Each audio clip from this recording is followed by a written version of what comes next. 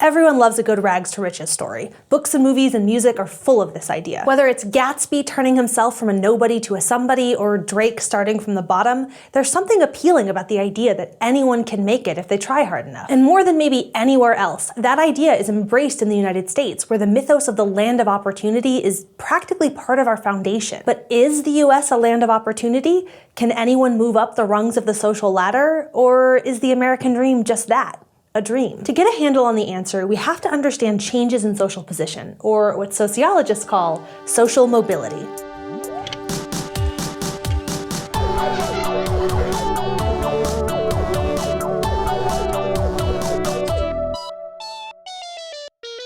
There are a few different types of social mobility, so let's get some definitions straight first. Intragenerational mobility is how a person moves up or down the social ladder during their lifetime. Intergenerational mobility, however, is about movement in social position across generations. Are you doing better or worse than your parents were when they were your age? There's also absolute versus relative mobility. Absolute mobility is when you move up or down in absolute terms. Are you better or worse than before? Like, if you make $50,000 a year now and made $40,000 10 years ago, you experienced upward mobility in an absolute sense. But what if all your peers who were making the same amount 10 years ago are now making $65,000 a year? Yes, you're still better off than you were 10 years ago, but you're doing worse relative to your peers. Relative mobility is how you move up or down in social position compared to the rest of society. We can measure social mobility quantitatively using measures of economic mobility, like by comparing your income to your parents' income at the same age. Or we can look at mobility using qualitative measures. A common measure used by sociologists is occupational status. If your father worked in a blue-collar job, what's the likelihood that you will too? A recent study of absolute intergenerational mobility found that about 1/3 of US men will end up in the same type of job as their fathers, compared to about 37% who are upwardly mobile and 32% who are downwardly mobile. It's pretty common to remain within the same class group as your parents. About 80% of children experience what's called horizontal social mobility, where they work in a different occupation than their parents but remain in a similar social position. So how much social mobility is there in the US? Well, there's good news and bad news. The good news is that if we zoom out and look at absolute mobility across the years, the long-term trend in social mobility is upwards. Partially because of industrialization, median annual family income rose steadily throughout the 20th century, going from around $34,000 in 1955 to $70,000 in 2015. Standards of living now are much better than they were 60 years ago. Unfortunately, more recent trends in social mobility have been less rosy. Since the 1970s, much of the economic growth in income has been at the top of the income distribution. Meanwhile, family incomes have been pretty flat for the rest of the population. This unequal growth in incomes has meant less absolute mobility for Americans. A recent analysis of tax data by a group of economists and sociologists found that absolute mobility has declined over the last half-century. While 90% of children born in the 1940s earned more than their parents as adults, only 50% of children born in the 1980s did. The other bad news is that within a single generation, social mobility is stagnant.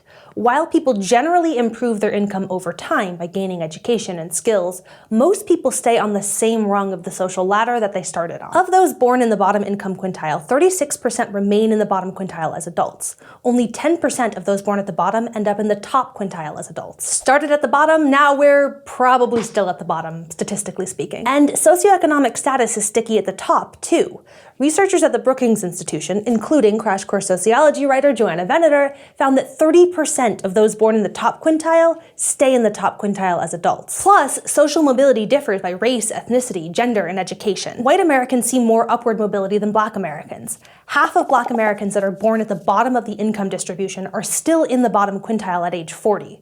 Black Americans also face higher rates of downward mobility, being more likely to move out of the middle class than white Americans. Let's go to the thought bubble to take a look at research on race and social mobility in action. In 1982, American sociologists Carl Alexander and Doris Entwisle began following the lives of a random sample of 800 first-grade students growing up in a variety of neighborhoods in the Baltimore area. What began as a study meant to last only 3 years eventually ended up lasting 30 years, as the researchers followed up with the kids throughout their lives to see the paths that their early circumstances put them on. Alexander and Entwisle collected data on everything imaginable, interviewing the kids yearly about who they lived with, where they lived, work history, education, drug use, marriage, childbearing, you name it. And what they found was that poverty cast a long shadow over the course of these kids' lives. 45% of kids with higher socioeconomic status, or SES, had gotten a college degree by age 28. Only 4% of low SES kids had. Those born better off were also more likely to be middle class at age 28. And these unequal outcomes were heightened for African American kids. Low SES white kids ended up better off than low SES black kids.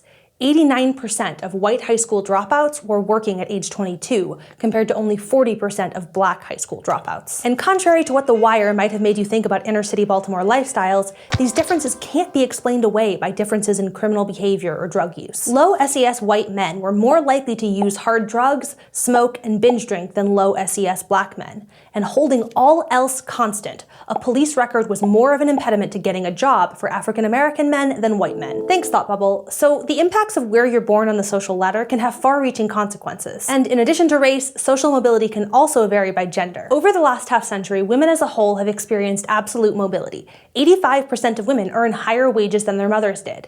And the income gap between men and women has narrowed significantly. In 1980, the average income for a woman was 60% that of men, whereas by 2015, that gap was 8%. But despite the great strides over the last half-century, there are still gaps in opportunity for women. Women born at the bottom of the social class ladder are more likely to remain there than men. About half of women born in the bottom quintile are still there at age 40, compared to about only 1/3 of men. Also, women born at the bottom experience more downward mobility than men, with more women than men having family incomes lower than that of their parents. Some of these differences by gender may be because women are much more likely to head up single-parent homes than men are.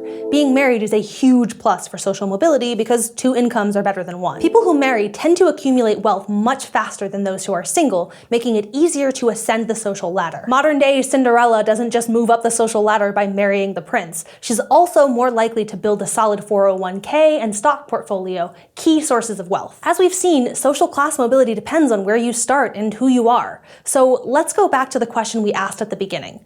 Is America the land of opportunity? If you're a glass half full kind of person, you might think so based on some of what we've talked about today. After all, most people are better off than past generations were. Accounting for inflation, about 3 times as many Americans make incomes above $100,000 now than did in 1967. But not all groups have benefited equally from this economic growth. Your chance at upward mobility can vary a lot by education or race or gender or where you start on the income distribution. For those in the middle of the income distribution, earnings growth has stalled for many workers, but the cost of necessities like healthcare or housing have climbed ever higher. Manufacturing, an industry that historically provided stable jobs and decent pay to less educated workers, has been declining for a while now and was particularly hard hit by the recession from 2007 to 2009. In the wake of this decline, most of the jobs available for less educated workers tend to be low-paying service industry jobs, contributing to lower absolute mobility than we've seen in the past. All of these patterns, plus the growing income inequality we talked about a couple episodes ago, mean that the rungs of the social mobility ladder in the United States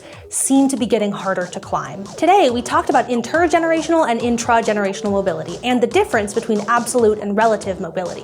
We talked about the long-term upward social mobility trends in the United States, as well as the recent declines in absolute social mobility. Then, we touched on how opportunities for social mobility differ by your class, race, and gender. Crash Course Sociology is filmed in the Dr. Cheryl C. Kinney studio in Missoula, Montana, and it's made with the help of all of these nice people. Our animation team is Thought Cafe, and Crash Course is made with Adobe Creative Cloud. If you'd like to keep Crash Course free for everyone forever, you can support the series at Patreon, a crowdfunding platform that allows you to support the content you love. Speaking of Patreon, we'd like to thank all of our patrons in general, and we'd like to specifically thank our headmaster of learning, Ben Holden-Crowther. Thank you so much for your support.